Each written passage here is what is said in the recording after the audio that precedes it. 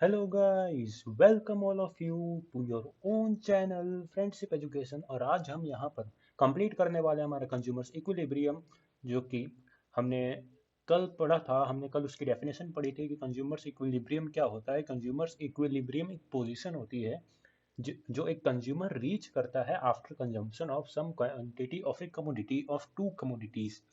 हमने पढ़ा था कल बजट सेट और यानी बजट लाइन और इंडिफरेंस कर्व का रिवीजन किया था, और उसके बेसिस पे आज हम कंज्यूमर्स इक्विलिब्रियम तक पहुंचेंगे। तो without wasting any time any more, let's start. Pen ले लेते हैं अपना। ठीक है, तो optimal choice of the consumer मतलब क्या होता है? Consumers equilibrium. कंज्यूमर्स इक्विलिब्रियम, ठीक है। कंज्यूमर्स इक्विलिब्रियम का मतलब क्या होता है? Optimal choice of the consumer. Consumer के ऑप्टिमल चॉइस, एकदम परफेक्ट चॉइस जो उसे मैक्सिमम सेटिस्फेक्शन प्रोवाइड करे। बजट सेट क्या कंसिस्ट करता है? Of all the bundles that are available to the consumer.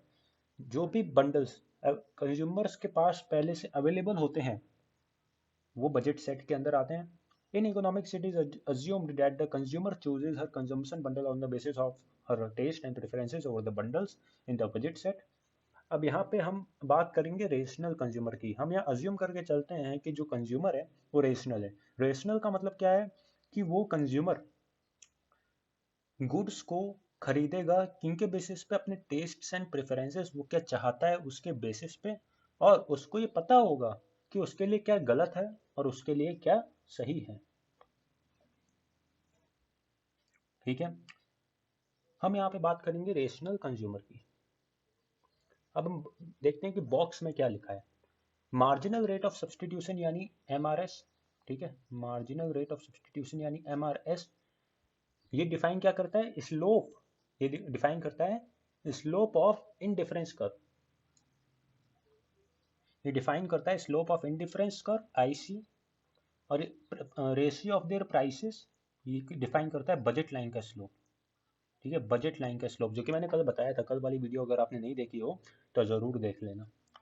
The optimum bundle of the consumer is located at the point where the budget line is tangent to one of the indifference curves. तो indifference curves बहुत सारे हो सकते हैं। Basically वो क्या show करते हैं? डिफरेंट डिफरेंट सेटिस्फेक्शन जो कि कंज्यूमर को मिलता है different different at the consumption of different commodities of different units. ठीक है, different different units of some commodities को कंज्यूम करने पर जो सेटिस्फेक्शन मिलता है उसको हम मेजर करते हैं इन डिफरेंस कर्व से। अब हमारा जो सिलेबस पैटर्न है वो थोड़ा चेंज हो गया है एमसीक्यू बेस्ड पर। तो यहाँ पे क्वेश्चन आ सकता है कि कंज्यूमर इक्विलिब्रियम कब होता है? तो ऑप्शन में हो सकता है कि जब बजट लाइन टेंजेंट हो किसके? इन डिफरेंस कर्व के। अब मैं बता दूं आपको, टेंजेंट का एक रिवीजन कर देते हैं छोटा सा। ये सर्कल है, ये एक लाइन है जो पॉइंट जो एकदम टच कर रही है। ठीक है, टच कर रही है। तो ये मान लेते हैं हम बजट लाइन है बी एल, और ये जो कर्व है छोटा सा हिस्सा ये है इनडिफरेंस कर्व। ठीक है, इनडिफरेंस कर्व की टेंजेंट होनी चाहिए। If the budget line is tangent to an indifference curve at a point, the absolute value of the slope of the indifference curve and that of the budget line are same at that point. ठीक है, अब देखो हम अगर same point की बात करें सो हम यहाँ पर देखते हैं कि जो ग्राफ है उस पर रिप्रेजेंट करेंगे X axis and Y axis. ये है बजट लाइन, सीधी स्ट्रेट होती है। अब मैंने कल आपको बताया था कि जो बजट लाइन का जो स्लोप होता है, ठीक है, बजट लाइन का जो स्लोप होता है ना, वो होता है कांस्टेंट हर पॉइंट पे। लेकिन इन डिफरेंस कर्व की बात करें, मान लेते हैं ये एक इंडिफरेंस कर्व है, तो पॉइंट ए यहाँ पे मान लेते हैं, पॉइंट बी है। तो अगर यहाँ पे स्लोप 3 होता है तो यहाँ पे हो सकता है 1 हो, चेंज होगा। ठीक है, स्लोप हमेशा कम होगा। ठीक है, ये तो होगा कि स्लोप हमेशा कम होगा। जैसे जैसे हम नीचे आते जाएंगे, जैसे जैसे नीचे आते जाएंगे वैसे वैसे स्लोप कम होगा। 3 से 2, 2 से 1 पॉइंट में भी जा सकता है। ठीक है, कंजम्पशन यूनिट है। मान लेते हैं दूसरा इंडिफरेंस कर्व है यहाँ पे। ठीक है, यहाँ पे टच कर रहा है, देख लेते हैं चलो। हाँ, ठीक है, यहाँ से सिर्फ टच करके निकल रहा है, इंटरसेक्ट नहीं कर रहा।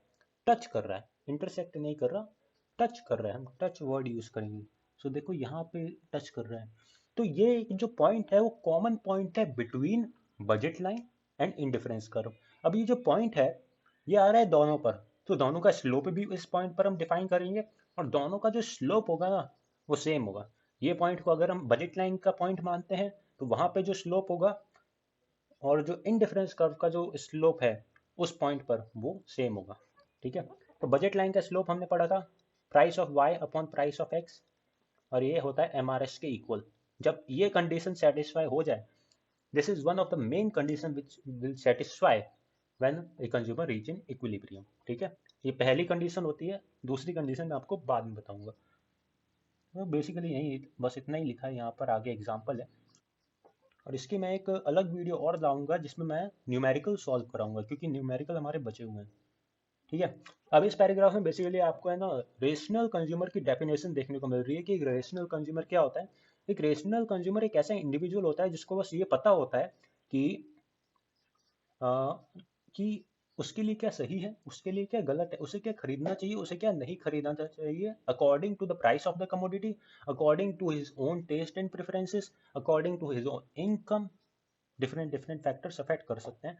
तो रेशनल कंज्यूमर क्या होता है, वो उसको ये पता होता है कि उसके लिए क्या सही है, उसके लिए क्या गलत है। ये सिंपल डेफिनेशन है, एमसीक्यू में पूछी जा सकती है, ट्रू फॉल्स में भी आ सकता है, आपके हाफ ईयरली एग्जाम आने वाले हैं 20 डेट को हैं।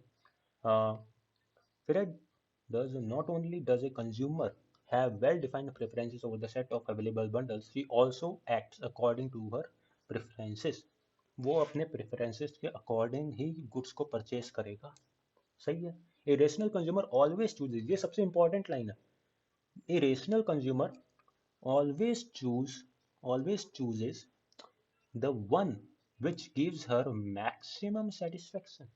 हम यहाँ सेटिस्फेक्शन की बात कर रहे हैं और उसको मैक्सिमम सेटिस्फेक्शन मिलेगा, रेशनल कंज्यूमर को ये पता होता है।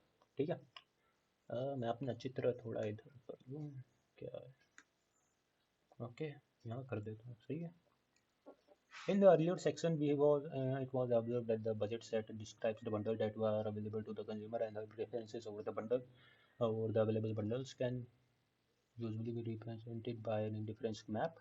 Therefore, the consumer's problem can also be stated as follows. एक consumer की problem क्या है? The rational consumer's problem is to move to a point on the highest possible indifference curve given her budget set. मैंने एक topic में explain किया था कि जितना हायर इंडिफरेंस कर्व होगा वहां पर उसको सेटिस्फेक्शन उतना ज्यादा मिलेगा। ठीक है, जितना हायर इंडिफरेंस कर्व होगा उतना उसको सेटिस्फेक्शन ज्यादा मिलेगा। और एक और बात नोट कीजिए, बजट लाइन और इनडिफरेंस कर्व को हम सेम ग्राफ में डिनोट करेंगे। ठीक है, बजट लाइन और इनडिफरेंस कर्व को हम सेम ग्राफ में डिनोट करते हैं, तो उसमें अगर हम कोई इनडिफरेंस कर्व ले लेते हैं जो बजट लाइन के बाहर है, कोई इनडिफरेंस कर्व ले लेते हैं जो बजट लाइन के बाहर चला गया, तो यार हम उसको खरीद ही नहीं सकते, क्योंकि जो बजट लाइन के बाहर चले जाते हैं वो होते हैं नॉन अटेनेबल, और नॉन अटेनेबल को हम खरीद ही नहीं सकते। तो इनडिफरेंस कर्व पता ही, उसको हम खरीद ही नहीं सकते, तो पता कैसे चलेगा कि कितना सेटिस्फेक्शन मिला। तो इन डिफरेंस कर्व हम बस यहाँ पे एग्जाम्पल के तौर पे लेते हैं, अगर बजट लाइन इंप्रूव होता है तो वहाँ पे इन डिफरेंस कर्व थोड़ा आगे बढ़ाएंगे, लेकिन अगर टेंजेंट होता है तो वहाँ पे कंज्यूमर इक्विलिब्रियम होगा, क्योंकि उससे आगे हम जा नहीं सकते। और दूसरी कंडीशन क्या कहती है, मैंने बोला था आपको, मैं दूसरी कंडीशन बताऊंगा कंज्यूमर इक्विलिब्रियम की, he must spend his entire income. ठीक है, पूरी इनकम खर्च होनी चाहिए। अब पूरी इनकम आप ही बताओ कब खर्च होती है, जब वो बजट लाइन पर अवेलेबल बंडल्स को खरीदता है, क्योंकि उसमें उसकी सारी इनकम खर्च हो जाती है। और जो बजट लाइन के बाहर होते हैं उनको तो खरीद ही नहीं सकता, तो इनडिफरेंस कर्व का तो सवाल ही नहीं होता। तो बजट लाइन से कम नहीं हो सकता, बजट लाइन पर ही कंज्यूमर इक्विलिब्रियम होगा। अब बजट लाइन पर कहाँ होगा, जहां पर वो टच करेगा इनडिफरेंस कर्व को। ठीक है, बहुत ही सिंपल टॉपिक है, अगर ध्यान से सुने और अभी क्लियर कर लो ना तो एमबीए तक काम आएगा। ठीक है, समझना आराम से, ध्यान से समझना। If such a point exist, where would be it located. मैंने अभी आपको बताया था ऑप्टिमम पॉइंट, यानी कंज्यूमर इक्विलिब्रियम का point would be located on the budget line, ठीक है, बजट लाइन पर लोकेट होगा।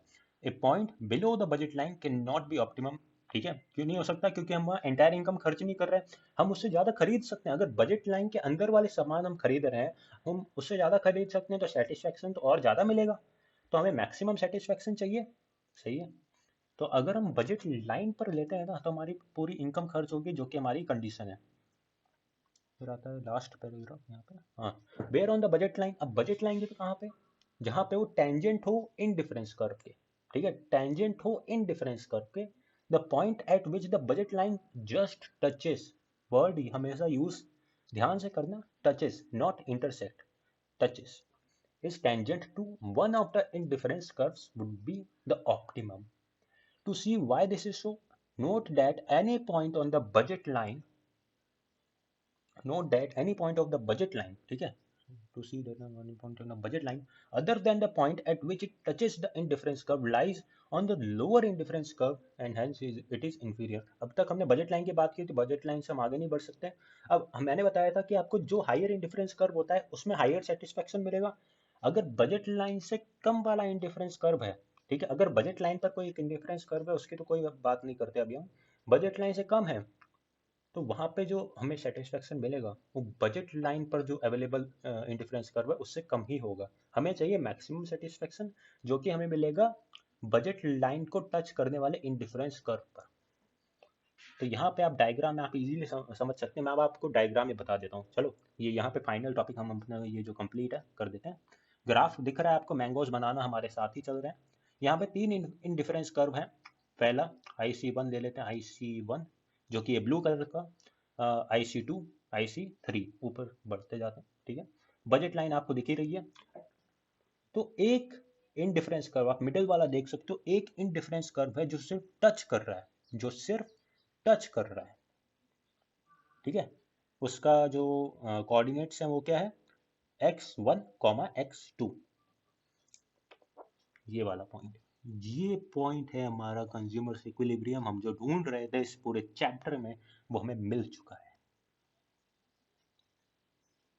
कंज्यूमर्स इक्विलिब्रियम, ब्रियम ब्रियम ब्रियम कंज्यूमर्स इक्विलिब्रियम हमें मिल चुका है। अब बताओ हम ये जो ब्लू वाला इंडिफरेंस कर्व है, ये जो ब्लू वाला इंडिफरेंस कर्व है, इस पर कंज्यूमर इक्विलिब्रियम क्यों नहीं हुआ, इस पर कंज्यूमर इक्विलिब्रियम क्यों नहीं हुआ, क्योंकि पहली बात तो ये बजट लाइन से कम है। दूसरी बात, इसके ऊपर एक और इंडिफरेंस कर्व है, higher indifference curve shows higher max satisfaction. अब ये जो ग्रे वाला है आप देख सकते हो, ये ग्रे वाला भी है यहाँ पर। अब यहाँ पे कंज्यूमर इक्विलिब्रियम क्यों नहीं हुआ, पहली बात कि वो बजट लाइन से बाहर है, ठीक है, बजट लाइन से बाहर है तो हम उसे अटेन ही नहीं कर सकते, तो अटेन ही नहीं कर सकते तो सेटिस्फेक्शन की तो बात ही नहीं होती, ठीक है। बजट ही हमारा, वो बजट लाइन से अगर बाहर जा ही नहीं सकते, तो टेंजेंट वाले पॉइंट को हम कहेंगे कंज्यूमर इक्विलिब्रियम। देखो ये जो हाफ ईयरली वाला एग्जाम है ना, बहुत सिंपल होने वाला है, क्योंकि आपको यहाँ पे आंसर्स को याद नहीं करना पड़ेगा, बड़े बड़े आंसर्स होते हैं, वैसे तो बहुत इजी होते हैं, इकोनॉमिक्स में जो डेफिनेशंस होती है बहुत इजी होती है, उनके एग्जांपल्स भी हम याद कर सकते हैं। लेकिन यहाँ पे एक पॉइंट ऐसा आएगा जिसमें आप अटक सकते हो, आपको थ्योरी पढ़नी पड़ेगी, आपको पूरा चैप्टर कॉन्सेप्ट को क्लियर रखना पड़ेगा, तभी आप हाफ ईयरली एग्जाम को अच्छे से ग्रेड आउट कर सकते हैं। तो गाइस आज के लिए बस इतना ही, और कॉन्ग्रेचुलेसन, हमारा ये कंज्यूमर इक्विलिब्रियम खत्म हो चुका है। और अगली वीडियो जब भी आएगी इकोनॉमिक्स की, 2-3 दिन में आ सकती है, हम इसके न्यूमेरिकल करेंगे, ठीक है, इस चैप्टर के सिर्फ और सिर्फ न्यूमेरिकल ही करेंगे और कुछ नहीं, ठीक है, सिर्फ और सिर्फ न्यूमेरिकल। तो गाइस आज के लिए बस इतना ही, थैंक यू, बाय बाय।